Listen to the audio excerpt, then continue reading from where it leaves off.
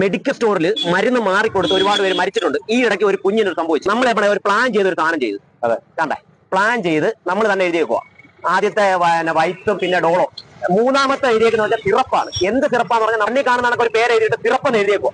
എന്ത് സിറപ്പ് നമുക്ക് അറിയത്തില്ല, നമ്മൾ തന്നെ എഴുതിയതാണ്. സാധനം നമ്മൾ മെഡിക്കൽ സ്റ്റോറിലോട്ട് കൊണ്ടുപോകാം. ഇതിന്റെ മരുന്ന് കിട്ടുമോ നോക്കാം. വൈറ്റ് സാറല്ലേ? അറിയില്ല. ഇതാണ് ലാസ്റ്റ് എഴുതിയ സിറപ്പിന് പകരമുള്ളതായിട്ട്. ഇത് ട്രൈക്കപ്പിനുള്ളതാണ്. ഇത് അലർജി ടാബ്ലറ്റ് ആണ്. ഇപ്പൊ വർക്കിംഗ് ആണെങ്കിൽ 2 ടൈംസ് കഴിക്കാം. ക്ലാസ് ഉള്ള ദിവസം ആണെങ്കിൽ നൈറ്റ് മാത്രം. മേടിച്ചോണ്ട് വന്നല്ലോ. ഇതിനകത്ത് എഴുതിയേക്കുന്ന വൈപ്സ് ഉണ്ടോ? വൈപ്സ് ഉണ്ട്. രണ്ടാമത്തെ ഡോളോ 650, ഡോളോ 650 ഉണ്ട്. പിന്നെ നമ്മളിലെ അറിയാത്തൊരു പേര് എഴുതിയിട്ടുണ്ട്. നമ്മൾ കണ്ണി കണ്ട ഒരു പേര് എഴുതി അവരാണ് സിറപ്പ് വന്നിട്ടുണ്ട്. എഴുതാത്ത 2 മരുന്ന്. ഇതൊക്കെ എന്തോന്നാണ് ഇത്? ഇതൊക്കെയാണ് മെഡിക്കൽ സ്റ്റോർ. കണ്ടോ, ആകെ എഴുതിയത് വൈപ്സും ഡോളോയും. പിന്നെ നമ്മുടെ കണ്ണി കണ്ട പേര് സിറപ്പ് എഴുതി. Wipes correct, Dolo correct, syrup ഏതാ സിറപ്പാന്നും അറിയത്തില്ല. നമ്മൾ ചുമ്മാ ഇങ്ങനെ ഇട്ട് എഴുതിയതാണ്. സാധനം കിട്ടി. പിന്നെ ആണ്ടെ ഇത് എന്തോന്ന് എനിക്കറിയത്തില്ല. ബില്ലില്ലാതെ.